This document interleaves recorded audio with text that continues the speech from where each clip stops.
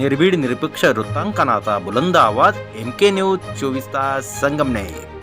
संगमनेर विधानसभा मतदारसंघात शासनाच्या घरकुल योजनेच्या नावाखाली अवैधरित्या वाळू उपसा होत असल्याचे प्रकार समोर आले असून ही अत्यंत गंभीर बाब आहे।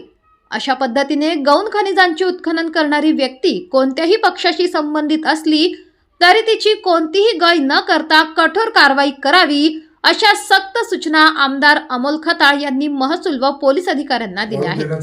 जो महाराष्ट्र शासनाने निर्णय घेतला होता त्यानुसार प्रत्येक गावामध्ये वाळूचा पुरवठा सुरू होता, परंतु काही वाळू तस्करांनी त्याचा गैरफायदा घेऊन घरकुलाच्या वाळूच्या नावाखाली इतर ठिकाणी वाळू उपसा करून काही व्हिडिओ रील सोशल मीडियामध्ये टाकण्याचा प्रयत्न केला आहे।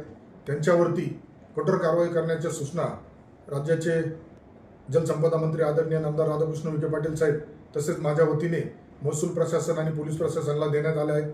त्या अनुषंगाने मागील 8 दिवसापासून नदीपात्रालगत जे रस्ते आहेत ते रस्ते सुद्धा खणण्यात आले आहेत। तसेच ज्या ज्या वाहनाद्वारे वाळू तस्करी होत होती त्यांच्यावरती सुद्धा कठोर कारवाई करण्यात आल्या आहेत, मशिनरी जप्त करण्यात आली आहे।